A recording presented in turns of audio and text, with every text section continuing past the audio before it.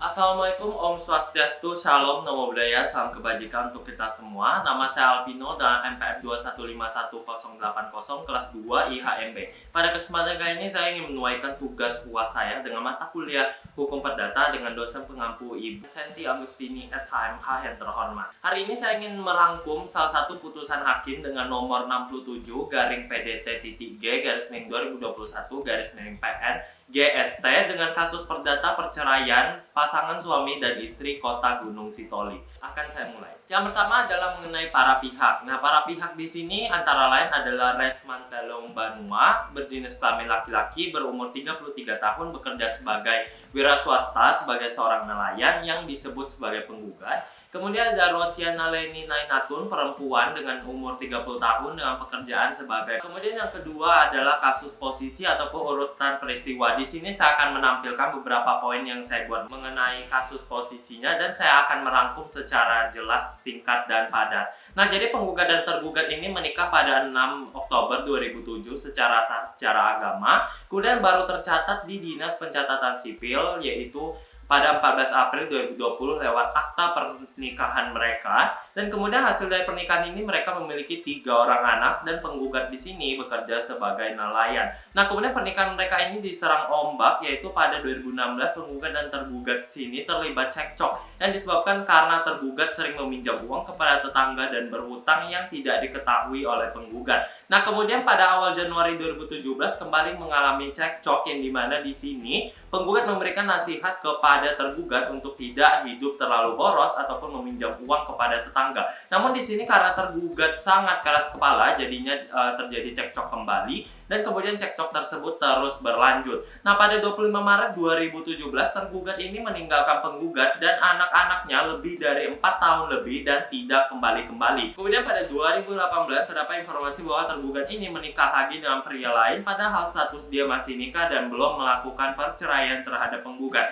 Nah, mendengar hal ini maka penggugat itu mengajukan gugatan cerai kepada tergugat melalui Pengadilan Negeri Gunung Sitoli. Nah, kemudian apa saja sih permohonan gugatan dari penggugat ini? Ada 5 poin yang saya tangkap yang paling penting di dalam gugatan ini. Yang pertama adalah memohon kepada majelis hakim untuk menerima gugatan. Yang kedua adalah memohon kepada majelis hakim untuk menyatakan bahwa pernikahan mereka putus karena cerai. Memohon kepada majelis hakim untuk menetapkan hak asuh pada penggugat. Yang keempat adalah memohon kepada majelis hakim agar putusan ini dapat dijalankan terlebih dahulu. Dan yang terakhir adalah menghukum tergugat untuk membayar seluruh biaya perkara yang ada. Dan tentunya untuk menguatkan dalil-dalil di atas, maka penggugat mengeluarkan beberapa bukti yang terdiri atas 8 surat penting foto dalam bentuk fotokopi. Bisa dilihat seperti ini, seperti fotokopi KTP, fotokopi akta pernikahan, fotokopi kartu keluarga, fotokopi akta kelahiran ketiga anak, dan yang lain-lainnya bisa dilihat di sini. Dan kemudian ada 2 saksi yang dipanggil di sini. Saksi pertama ada Yuniar yang pada, dan kemudian saksi kedua ada Manotona Harefai, di mana kedua ini sama-sama menyatakan bahwa memang rumah tangga antara penggugat dan tergugat ini sudah terlihat tidak harmonis sejak 2016 hingga 2021, apalagi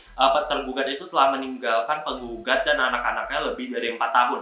Dan kemudian yang perlu digarisbawahi dari kesaksian mereka adalah mengatakan bahwa penggugat sama sekali tidak pernah melakukan diskriminasi ataupun melakukan KDRT kepada tergugat. Jadi bisa kita tarik kesimpulan bahwa memang apa yang dilakukan oleh tergugat adalah mungkin merasa tidak puas dengan hidupnya ataupun penggugatnya tidak dapat memenuhi kehidupannya dengan baik. Nah, seperti itu. Nah, kemudian kita masuk ke dasar pertimbangan hakim. Apa saja yang dipertimbangkan oleh hakim? Jadi saya sudah membuat ke dalam poin-poin, ada banyak sekali dasar pertimbangannya. Dan di sini saya sudah mengambil 9 dasar pertimbangan hakim yang paling penting untuk diketahui. Yang pertama adalah menimbang tergugat itu tidak pernah hadir walaupun sudah dipanggil berkali-kali hingga 3 kali. Kemudian yang kedua, gugatan yang diberikan oleh penggugat ini benar adanya dan tidak sembarangan. Kemudian yang ketiga adalah karena tidak hadir, maka majelis hakim menentukan bahwa secara pasif tergugat itu mengakui seluruh gugatan yang disampaikan oleh penggugat. Kemudian yang keempat adalah alat bukti yang disampaikan oleh penggugat ini adalah sah menurut hukum dan tidak sembarangan.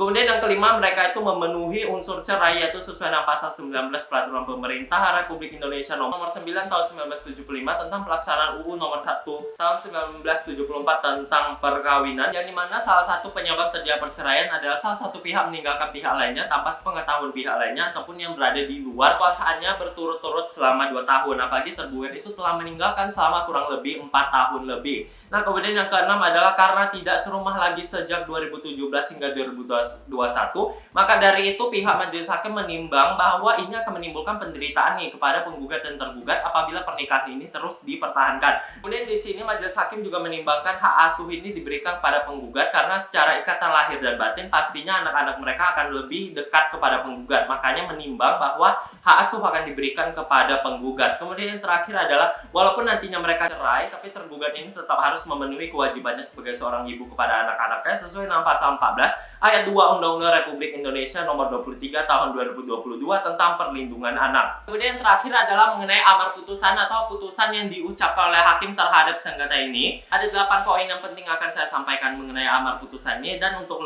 lengkapnya akan saya tampilkan di sini. Apabila ibu ingin membaca bisa di-pause dulu videonya, kemudian dibaca baru nanti akan dilanjutkan videonya. Nah, baiklah, langsung aja kita masuk ke amar putusan. Nah, yang pertama adalah menyatakan tergugat sudah dipanggil 3 kali dengan patut tapi tidak hadir ataupun tidak mengirimkan wakilnya ataupun mengirimkan kuasa hukumnya. Kemudian yang kedua adalah mengabulkan gugatan penggugat untuk sebagian dengan fair stake. Kemudian yang ketiga, perkawinan mereka itu sah menurut akta perkawinan nomor 1278/KW/1404/2020 yang dicatatkan di Dinas Pencatatan Sipil pada 14 April 2020. Nah, kemudian yang keempat menyatakan bahwa perkawinan antara penggugat dan tergugat ini putus karena cerai dengan segala akibat hukum. Kemudian selanjutnya adalah mencatatkan status perceraian mereka di Dinas Pendudukan dan Pencatatan Sipil agar perceraian tersebut dibilang sah. Kemudian hak asuh ini diberikan kepada penggugat karena seperti tadi alasan di awal bahwa memang apabila dilihat dari kondisi lahir dan batin secara psikis dan juga jasmani, bahwa penggugat itu lebih banyak interaksi dan tinggal lama bersama anak-anak. Kemudian yang ketujuh adalah tergugat itu dihukum untuk membayar biaya perkara sejumlah 440.000. Kemudian yang kedelapan adalah menolak gugatan penggugat untuk selain dan selebihnya. Kemudian yang terakhir ada mengenai analisis saya, apakah putusan hakim yang disampaikan terhadap perkara ini itu sudah sesuai dengan hukum yang berlaku? Menurut saya sudah sekali, karena alasan yang pertama adalah kalau dilihat dari berdasarkan bukti yang disampaikan dan juga melalui kesaksian bahwa memang rumah tangga mereka ini sudah bermasalah sejak 2016.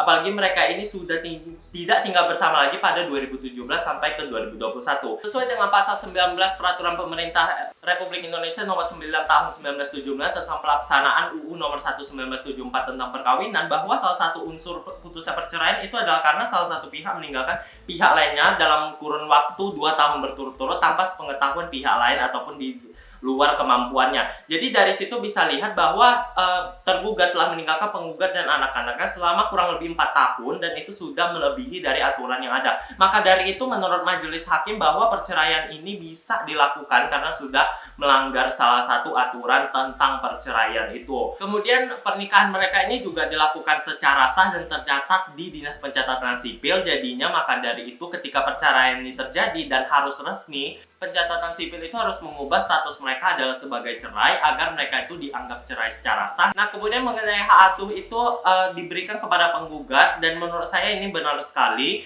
karena memang anak itu bukanlah barang yang bisa seenaknya untuk diberikan tanpa suatu alasan, karena anak itu memiliki perasaan. Jadi harus dilihat nih dari kondisi secara psikis dan secara lahir batinnya itu lebih dekat kemana. Nah, kemudian dari kasus ini bisa dilihat bahwa tergugat itu telah meninggalkan anak-anaknya selama kurang lebih 4 tahun lebih. Dan anak-anaknya pun sudah tidak berjumpa dengan ibunya selama kurang lebih 4 tahun lebih. Nah, jadi secara psikis dan juga secara jasmani, maka mereka tidak terdekat dengan tergugat, malah akan dekat kepada penggugat yang selalu tinggal di samping mereka, seperti itu. Kemudian pada akhirnya karena tergugat di sini sama sekali tidak ada mengirimkan wakilnya ataupun mengirimkan kuasa hukumnya upayanya untuk membantah gugatan-gugatan dari penggugat. Maka pada akhirnya penggugat ini dinyatakan kalah dan dia harus membayar ataupun menanggung seluruh biaya perkara sejumlah 440.000, dan menurut saya itu adalah putusan terbaik untuk kepada tergugat seperti itu. Nah, mungkin itu saja yang bisa saya sampaikan untuk pembunuhan tugas UAS saya pada hari ini, dan apabila terdapat kesalahan dalam saya berbicara